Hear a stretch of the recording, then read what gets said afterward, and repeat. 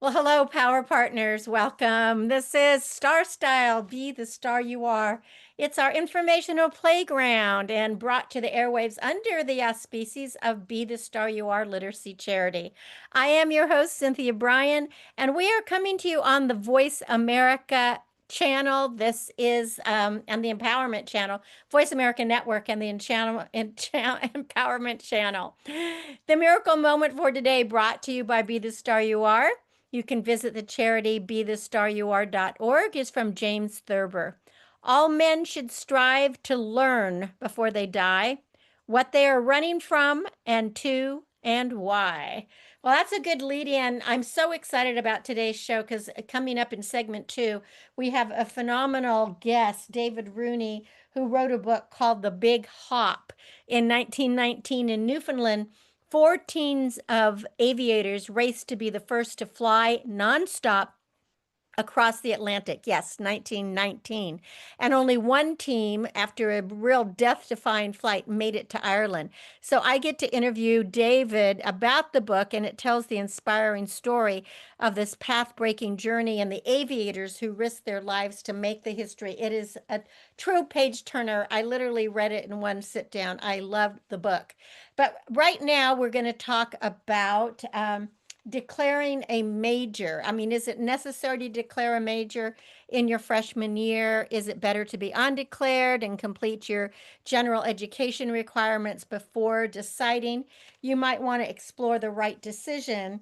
I have a colleague, Elizabeth Lascala, who actually coaches people about college, and she has written about this, about applying to college, because choosing a college major can really feel overwhelming, and many students everywhere experience it. Now, when I went to UCLA and Cal Berkeley, I just knew I wanted to be a history major, and then I later decided I wanted to minor in French and then also do theater. But nationally, an estimated 12% to 14% of first year college students go to higher education without having a declared major. And one of the contributing factors is the concern about how quickly the job market is changing. There's so much technological advancements, there's career shifting, there's all different kinds of landscapes. So a lot of beginning college, a lot of people begin college as an undeclared major, and sometimes that can offer an opportunity to explore the personal interests, the identify academic strengths, and become informed about emerging industry trends. Now, undeclared students typically begin their academic journey by doing their GEs, which are called general requirements. Sometimes it's called a common curriculum. And these are courses that are, foundational. They fulfill degree requirements kind of regardless of whatever major you eventually choose. And they help to ensure that students can remain on track to graduate in 4 years. So, courses in the liberal arts, sciences, humanities, they also provide students with a broad perspective and encourage them to consider the world through multiple lenses. So, when you are considering this, it is important to note that certain degree programs may not permit you to transfer in from an undeclared status once enrollment begins. So some institutions allocate a limited number of seats for competitive majors, such as engineering, computer science, business, nursing, and even the arts.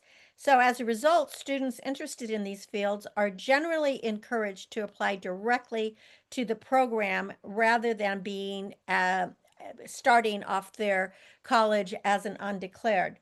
Now, something Elizabeth writes is she says that career exploration can play a really valuable role in identifying an appropriate academic path. Many colleges offer programs that combine academic advising, career planning, and professional development. And here are a few examples. High Point University refers to itself as a life skills university, and what it emphasizes is career readiness right from the beginning. So students are given a dedicated success coach, and then they complete a required life skills course. And those who engage in career planning are guaranteed an internship before graduation. I really like that thing to have a success coach. That really makes sense. And then Indiana University, for example, has an exploratory program, and that supports students who have not yet declared a major and wish to use their first year to consider their options. About 5% of incoming students begin as exploratory. And then the university's research shows that those who take the time to explore before selecting a major are more likely to graduate within 4 years. And that's a good thing because college is so expensive. And at the University of Toledo, undecided students participate in something called the Quest program, and it allows them to complete required core courses while they investigate potential majors or career paths. And during that first semester, students enroll in a course focused on career and self evaluation, helping them to navigate the uncertainty of being undeclared. And that way they can envision a possible future direction. So regular advisors check in, they add additional support, and this all ensures students remain on track academically. Now, the final thing is there really are many advantages to postponing the decision to declare a major because it does allow a student to explore a range of disciplines, develop your interests the way you want to, and gain some real world experience, all while progressing towards graduation. But the bottom line is check with the college or in university where you are applying to see if that is available. And I thank Elizabeth Lascala for writing an information about this. Well, you're listening to Cynthia Brian. This is Star Style, Be the Star You Are. When we come back, I will be talking with David Rooney, a British historian and museum curator. He is the author of The Big Hop. You are going to love this conversation. Stay with me. Don't go away.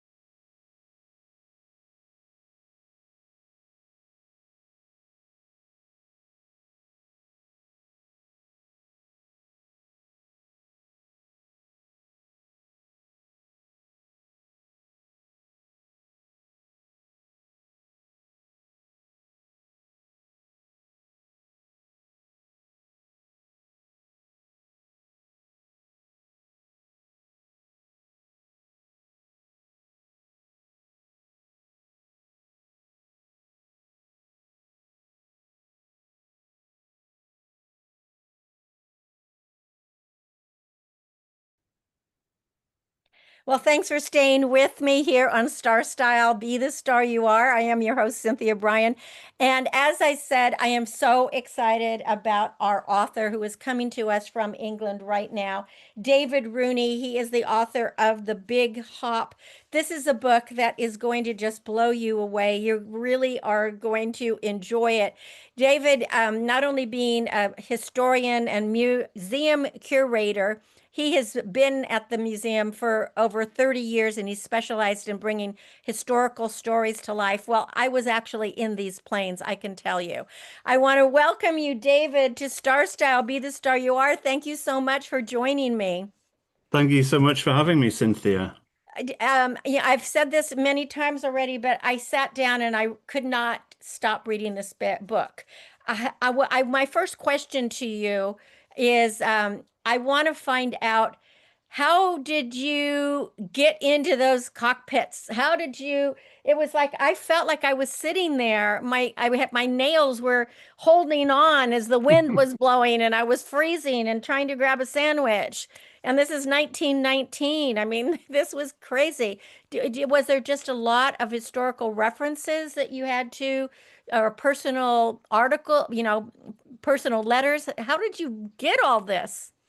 Well, it's such an extraordinary story. It was a real honor to try and piece it together, and it's a story that's been largely forgotten, really. But it's been with me for 30 years. As you said kindly in your introduction, I'm a museum curator as well as a historian, and I got my first job in museums exactly 30 years ago this year as a very lowly trainee at the London Science Museum. And the first day that I was taken around by my new colleagues around the museum halls and galleries and exhibits, I was just delighted by everything that I saw. But the hall on the top of the Science Museum absolutely gripped me more than any, which is the Aeronautics Hall. It's a huge aircraft hangar built on the museum in the 1960s.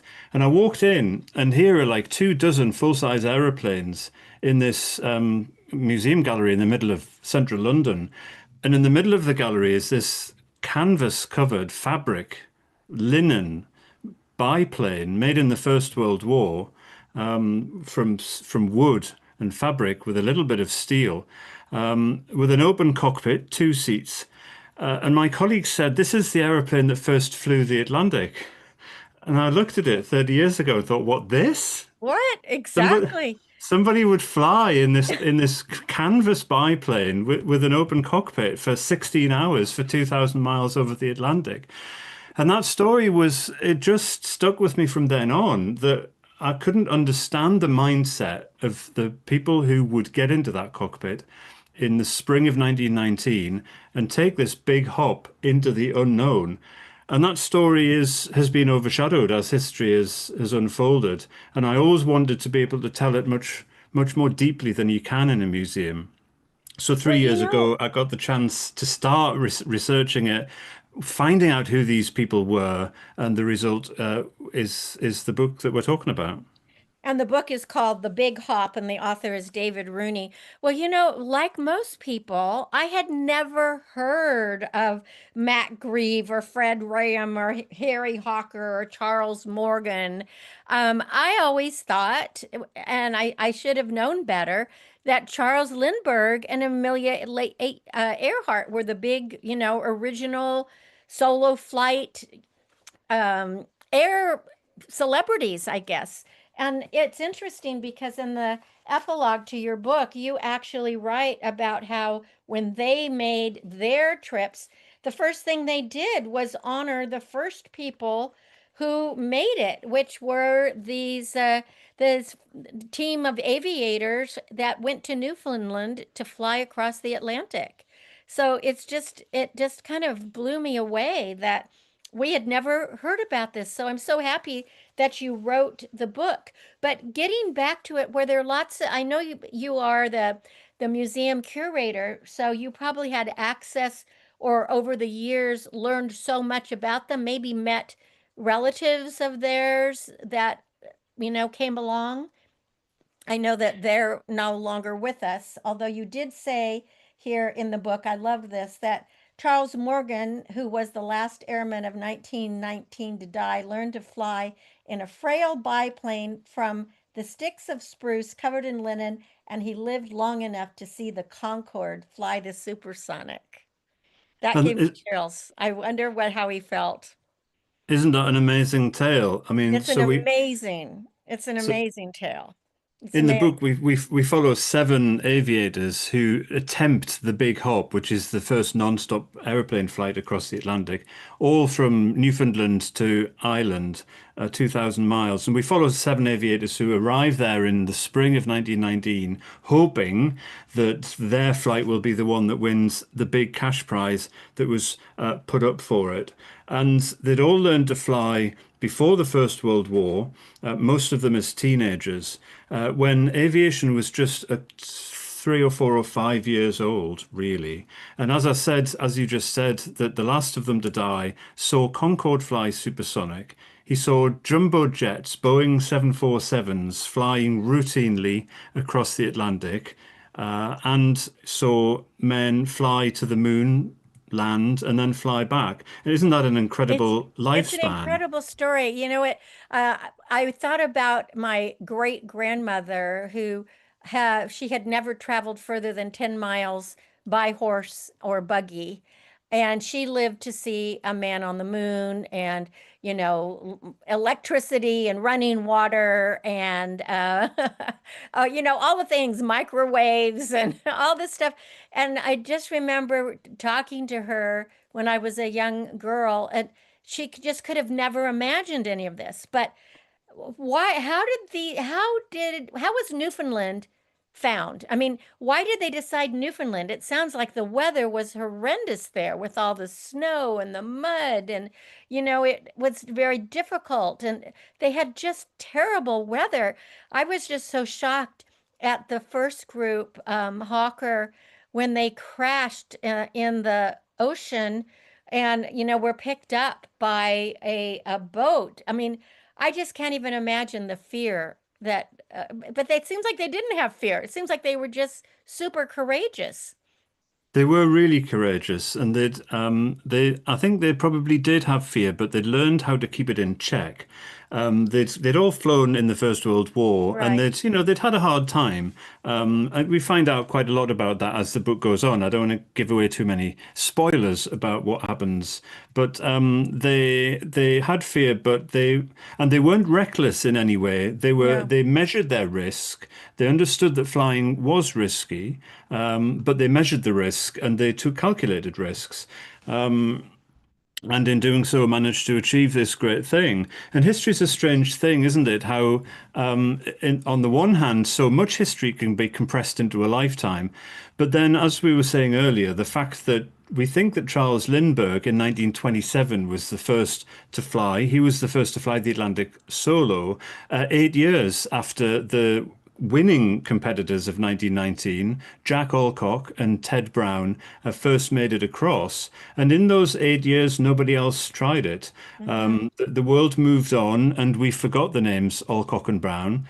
But as you said, Charles Lindbergh and then Amelia Earhart never did forget those pioneers who went first. They honored them when they made their own crossings. So it was such a pleasure for me to be able to bring them back into the Oh, spotlight it's again. an amazing, and I think it's an important historical fact that we all need to remember this. And what I was so intrigued with in the way that you wrote the Big Hop is literally, I felt like I was flying with them over the Atlantic. I was gasping, and I mean, you just have a beautiful, beautiful writing style, and I felt I was really part of history as it was unfolding. But one of the things you brought up in the book is that, of course, just like we just went through a terrible pandemic, there was the pandemic of 1918, and doing this big hop was kind of a publicity stunt in a way with the grand prize to get people excited about living again. Exactly right. It was only a handful of months since the end of the First World War. The terms of peace hadn't been settled, and this pandemic was still going on. There was a real problem for the aircraft manufacturing industry. they'd sold every aeroplane they could possibly build in the war, but as soon as the armistice was signed, nobody wanted to buy aeroplanes. They had a So the surplus. they had, yeah, exactly. All of the planes that they'd already built for the air forces of the Allies were, those orders were cancelled. So they were sitting in the works unsold. And who wanted to buy an aeroplane in 1919? Civil aviation hadn't been invented at that point. There was no such thing as commercial flying, really, in 1919. So all of these companies had to find, they had to pivot. They had to pivot to this new idea, which is airliners carrying people like us around the world. And you can imagine that if this great prize put up for this audacious feat, an astonishing feat to fly 2,000 miles over the Atlantic where nobody had been before, didn't even know if it was physically possible.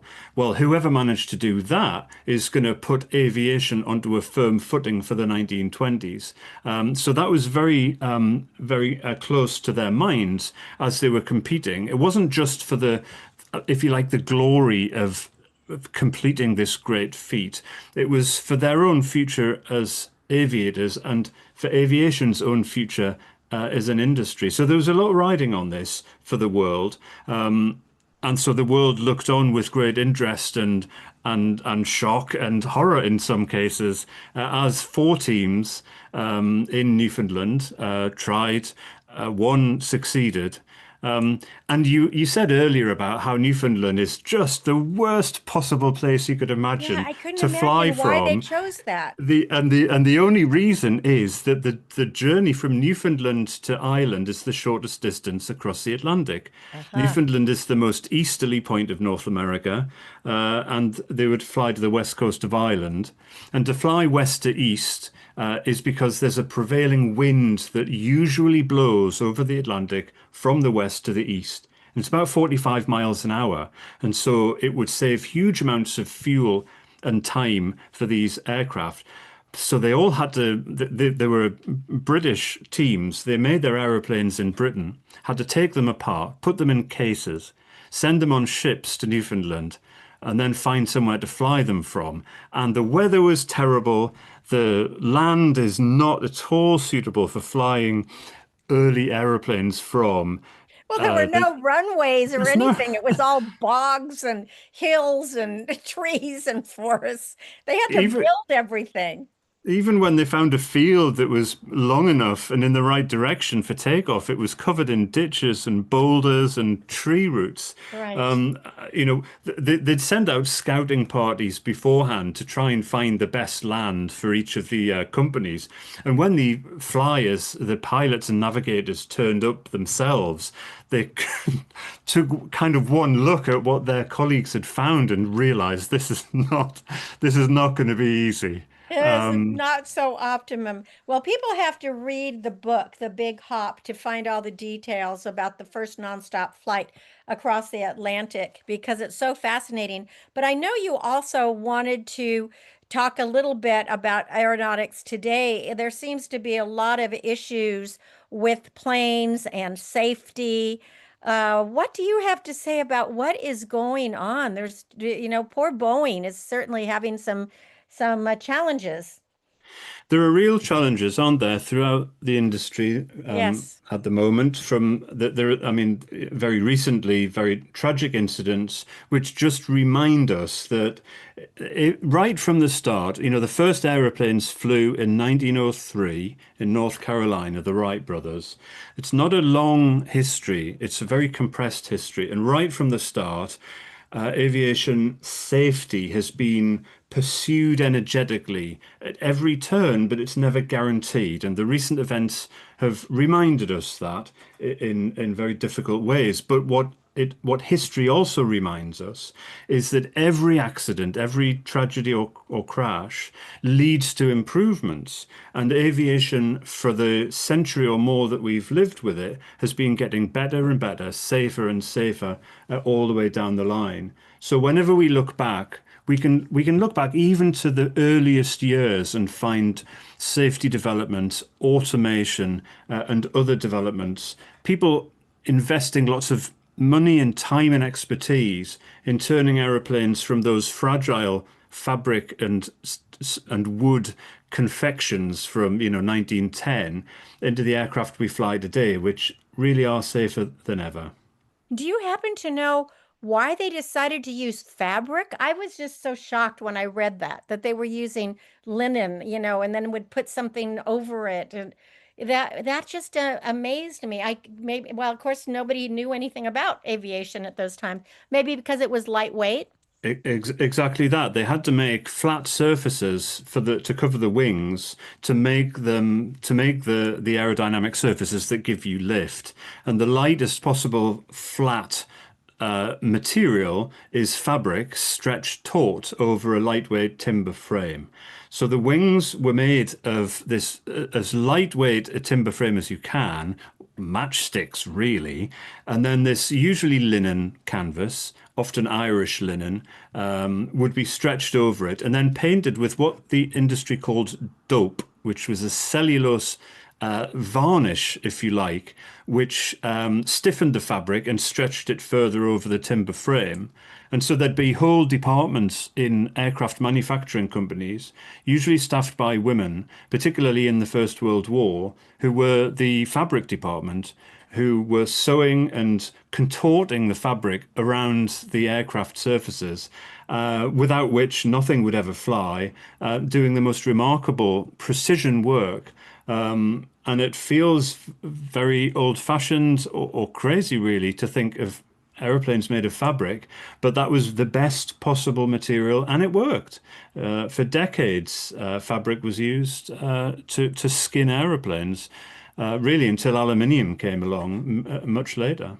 I thought it was something very fascinating about the aviators is that whenever anything happened on their when they were flying, they knew how to take care of it.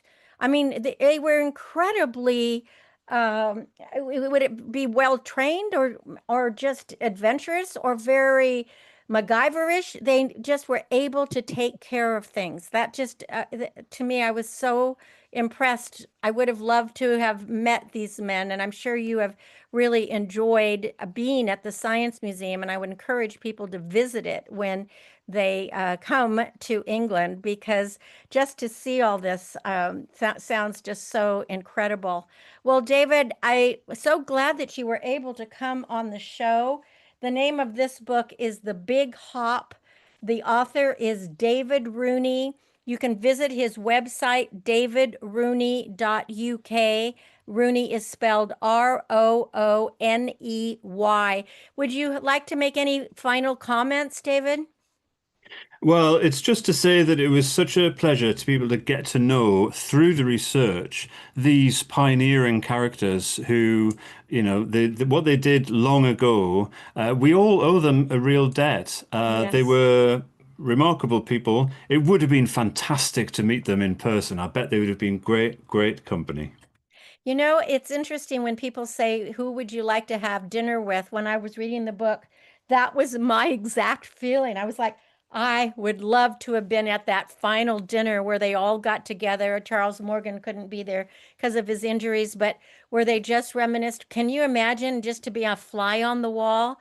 That would have been such a bucket list thing. Well, David Rooney, it's an excellent book for all my listeners. It's a fantastic read. You'll read it. You will not be able to put it down. You have just done a gorgeous job, and we do owe a great debt to the men and the women who supported them in creating what we have as aviation today. Well, that is my show for today. Thank you all for visiting here on Star Style. Be the star you are.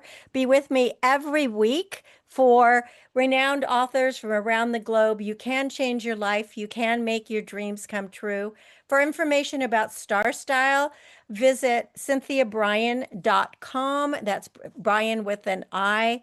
If you're interested in the charity Be the Star You Are to empower women, families, and youth, visit bethestaryouare.org. My aim is always to encourage, inspire, inform, amuse, and motivate. See beyond your physical being and know you already are the star you dreamed of becoming. Cherish the past, dream of the future, and celebrate every moment of your life. And of course, Fly free. Remember to read a book this week, and I really recommend The Big Hop by David Rooney. It is just a remarkable book. Until next week, when we play again in the Star Style Playground, remember that love always wins, kindness always prevails, and smiles will keep us happy. Read, lead, succeed. My name is Cynthia Brian for Star Style. I thank you and encourage you to be your unapologetically authentic self. Go out into the world and be the star you are, because everyone counts. Thanks for joining.